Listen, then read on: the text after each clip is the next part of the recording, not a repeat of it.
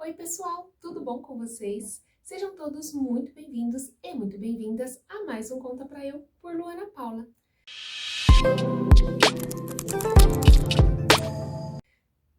Para você que acompanha a gente há já bastante tempo, há mais de 40 entrevistas, hoje a gente vai fazer um formato um pouquinho diferente. E por que isso? Porque muitas pessoas estão vindo até nós que gostariam de compartilhar suas histórias, mas por timidez, por não quererem se expor, elas preferiam ficar no anonimato. E lógico que o Conta Pra Eu é um canal de histórias, porque histórias conectam pessoas. Então, o que nós fizemos? Pegamos essas histórias e nós mesmos vamos contá-las. Então, é o nosso famoso storytelling, né? Que vai ser feito através de mim. E eu deixo aqui o convite para vocês. Tem uma história legal que vocês querem compartilhar, mas não querem aparecer? Ou conhecem alguém que tem uma história e que também não quer aparecer? Manda entrar em contato com a gente. Dá um pulinho lá no Instagram, @contapraeoficial, vai na bio, entre em contato com a gente, lá vocês podem, lembrando, mandar perguntas direto para a Luana Paula Terapeuta, podem agendar sim as suas consultas, tanto online quanto presencial, e também indicar o seu nosso próximo convidado. E já aproveitando, eu tenho certeza que vocês vão amar essa versão. Já dão curtir aqui, já se cadastrem no canal e já compartilhem com o maior número de pessoas para cada vez termos mais alcance e cada vez ajudarmos mais e mais os nossos irmãozinhos. Então vamos lá, começando nessa versão diferente, eu quero apresentar aqui para vocês a carta da nossa amiga Janaína. Esse é o nome fictício dela e toda a história vai ser contada nessa versão. E para deixar vocês ainda mais curiosos, nós vamos dividir em 3 etapas. Então, fiquem conosco porque a história é realmente imperdível. Bem, vamos lá? Vou começar falando um pouquinho sobre mim. Meu nome fictício é Janaína e estou com 38 anos hoje. É difícil falar sobre a gente, né? O tema que eu vou falar hoje é sobre o amor de pai, pois muitas vezes falamos muito sobre a mãe. Às vezes tratamos a ausência de um pai por um motivo específico. O homem não participa, que eu não vou entrar no mérito. Vou contar minha história. Até pouco tempo atrás, eu acreditava que o pai e a mãe não influenciavam tanto nas questões da vida adulta da gente. E depois de muita terapia e tratamentos, regressão e todas as coisas que eu já fiz para tentar entender os sentimentos internos e a minha relação com as pessoas e com a vida, fizeram eu refletir. Mas eu acho que é uma autoavaliação diária. Eu venho de uma família que teoricamente deveria ser grande, mas não é. Minha mãe era para ter 6 filhos e por conta de pressão alta e algumas questões durante a gestação, fizeram com que ela perdesse 3 dos meus irmãos. Então, atualmente, somos em 3 irmãos e eu sou a caçula desta prole, que minha mãe produziu com meu pai, obviamente. Minha história se inicia aos 4 anos, onde nossa vida foi transformada, né? Minha família toda estava indo de carona para uma cidade próxima de São Paulo e nós sofremos um acidente. E, obviamente, ninguém espera. Foi só um acidente. Pronto. Ainda mais indo a passeio. É uma família. Nunca é isso que a gente espera. Nesse acidente, cada um de nós ficou com uma marca física e meu pai faleceu. É engraçado, né? Na verdade é curioso, pois antes eu conseguia falar sem chorar sobre isso. E depois dos tratamentos eu choro. E é muito louco. É como se eu aceitasse expor meu sentimento. Não sei se eu falei, mas eu já estou com 38 anos agora e vejo as coisas de um outro modo. Não vou entrar no detalhe do acidente, porque não precisa.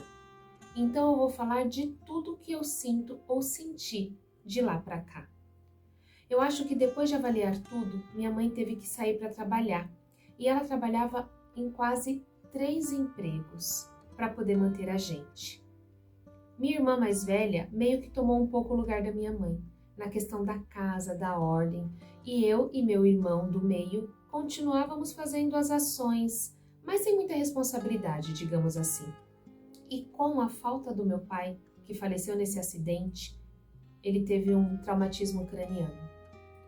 Fez com que ele nos faltasse. E falta mesmo. É muito louco, porque falta mesmo. Minha mãe sempre foi muito amorosa. Muito amorosa.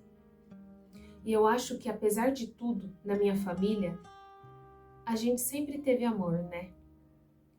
Minha mãe sempre deixou a gente muito livre para termos nossas escolhas. Ela sempre foi muito rígida com o horário, com várias questões, mas ao mesmo tempo ela soltava o freio. Mas acho que é muito difícil para uma mãe que cria um filho criar 3 crianças pequenas, praticamente escadinha. Eu tinha 4, meu irmão tinha 8 e minha irmã 12. Talvez isso esteja errado, mas é mais ou menos assim. Mas eu tinha 4 mesmo. Então, eu acho que não era fácil para ela, porque primeiro você tinha alguém do seu lado e depois você não tinha mais, de uma hora para outra. É a mesma coisa para os filhos. Tem a figura do pai, que a gente sabe que é segurança, e aí de repente não tem mais. Depois do acidente, a gente sofreu um processo, aí de eu não saber quanto tempo, mas acho que em média de 1 ano, a gente tinha que ir ao hospital. Minha mãe ficou engessada, eu quebrei o braço, tive fratura exposta, meu irmão também teve algumas complicações.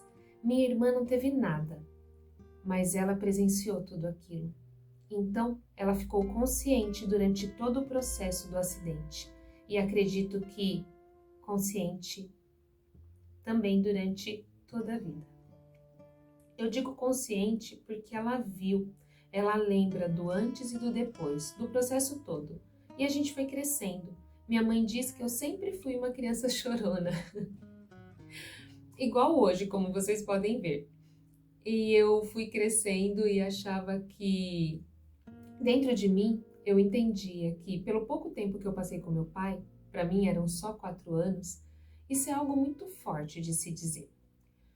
Eu passei com meu pai só 4 anos. Eu achava que eu não tinha recebido o amor dele. É como se não tivesse tido tempo de ter meu pai comigo. E eu carreguei isso sempre, por muitos anos. Eu também achava, quando eu era menor, que eu nunca tinha perguntado, sobre ele. E dentro de mim, eu tinha entendido que não precisava perguntar do meu pai, porque eu sabia que tinha acontecido um acidente e eu tinha perdido ele. E por acreditar na religião que eu tenho, bom, isto aqui, depois de grande, é óbvio, eu não tenho por que ficar triste ou falar que a minha vida não tenha dado certo por conta da ausência do meu pai ou por qualquer motivo. A culpa não era dos meus pais. Eu acho que pai e mãe aprendem a ser pai, aprendem a ser mãe no momento que a criança cresce. Eu não tenho filhos, mas é assim que eu visualizo. E aí eu fui crescendo. Minha mãe, acabei por conta do acidente, eu bati a cabeça, então tenho pequenos fragmentos até meus 4 anos. Eu não tenho grandes lembranças. Se você for descrever o que eu vi, foi em uma foto. Eu não tenho uma lembrança efetiva de ter visto meu pai. Eu cresci acreditando nisso. Não tem por que meus pais me influenciarem no crescimento. E eu vou para cima. Eu sempre fui muito independente. Sempre fui muito bocuda, encrenqueira. Eu sempre fui. Eu sempre tive algumas questões. Aí, de repente, ser questionadora, não levar muito desaforo para casa, mas eu sempre fui atrás das minhas coisas. Eu sempre estudei, sempre trabalhei, sempre quis melhorar, só que tinha uma certa insegurança dentro de mim, que eu não conseguia controlar. Além dessa insegurança, tinha também questões de sentimentos. Então, eu tinha raiva e era muita raiva. E aí, se eu ficava feliz, eu ficava muito feliz.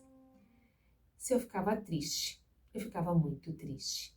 E hoje ainda existe, é claro, obviamente, mas não como antes. E eu sempre fui muito de ir para cima, e até nas minhas relações com as pessoas. Então, se alguém me falava alguma coisa, eu já rebatia, eu já discutia, Que é que é?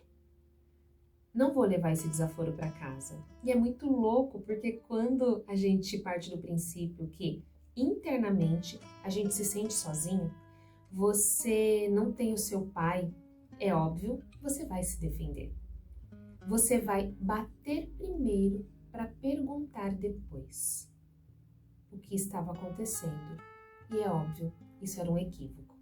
Então, eu sempre fui muito assim, sempre fui muito agressiva no modo de falar, de agir, e influenciou um pouco nas minhas relações, inclusive nas relações com o trabalho, relacionamento, com namoro, é difícil falar. Então, eu vou começar a falar um pouco da parte dos relacionamentos. É muito louco, mas é muito importante o pai dizer para a filha que eu estou aqui. Eu seguro a onda. Eu estou por você. Eu cuido de você. Porque quando se teve, você nunca vai procurar isso. Ela não vai ficar buscando esse sentimento de segurança ou de amor, busca de amor, e foi o que aconteceu. Depois de toda a terapia que eu fiz, eu descobri que era isso uma das coisas. E todos os relacionamentos que eu tive, eu buscava muito essa coisa de, putz, eu acho que eu não sou amado o suficiente. Eu era ciumenta, briguenta e sempre achava que não era o suficiente, que não gostava o suficiente. E é muito louco porque algumas pessoas que passaram na minha vida tinham um perfil muito parecido com as coisas que a minha mãe falava sobre o meu pai. Então, aconteceu comigo. Na questão do trabalho, eu também tive a questão da insegurança, mas eu sempre trabalhei muito, eu gosto de trabalhar, tenho uma tendência para workaholic, mas é porque eu gosto. Mas eu percebia que existia dentro de mim uma certa insegurança. E quando falava de obediência, digamos assim, sempre existia um certo questionamento da minha parte, por falta de maturidade, que com o tempo isso também melhorou. Não é fácil falar, eu fazia isso e hoje eu faço isso. Mas eu tive gestores que me botaram em teste muito grande e é muito louco porque eu sempre tive gestores que foram muito firmes. Não sei se eu diria mandões, mas sempre foram pessoas que eu sempre tive muita admiração pela inteligência, pela rapidez, pela parte analítica, mas ao mesmo tempo sempre foram pessoas que eu ficava, meu Deus, eu não aguentava essa pressão de cobrança. A insegurança sempre batia e às vezes eu percebi que eu aguentava até um certo momento. E, meio mimada, eu às vezes abria mão das coisas, tanto no relacionamento quanto na parte profissional. Tipo, não deu certo, que se exploda. E também percebi isto com as outras coisas. Então, qualquer coisa que não desse certo, eu abria mão. Bem, coisa de gente mimada. E é engraçado, porque dentro de toda a criação com a minha mãe, não existia isso. O que existia por parte da minha mãe era o cuidado. Então, como filha caçula, eu recebia as coisas na minha mão. Mas, do outro lado, eu ajudava a minha mãe. Eu fazia as coisas dentro de casa, fui eu quem paguei os meus estudos. Então é muito louco, porque a filha caçula, que poderia ser mimada ao ponto de não fazer nada seguindo um estereótipo, eu fui mimada, mas eu sempre fiz as minhas coisas. Nunca fui de depender muito das pessoas. Minha mãe sempre me mimou na maneira que ela podia. Então, se eu estava muito cansada, ela chegava e fazia a janta e entregava na minha mão. Sim, eu era mimada. Então, eu percebia que existia esse contraste. Essa coisa dentro das minhas relações, onde eu queria ser mimada, eu queria ser cuidada, mas eu não sabia dizer isso. E como eu sempre estava na defensiva, eu não sabia pedir. E eu posso dizer que durante muito tempo eu tive a síndrome da boazinha, porque eu também não era de pedir muito, eu era de ajudar. muito mais, inclusive na fase adulta, do que pedir.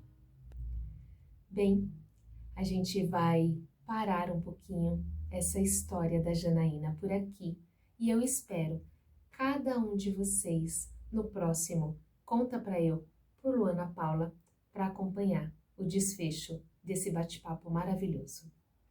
Um beijo e até mais!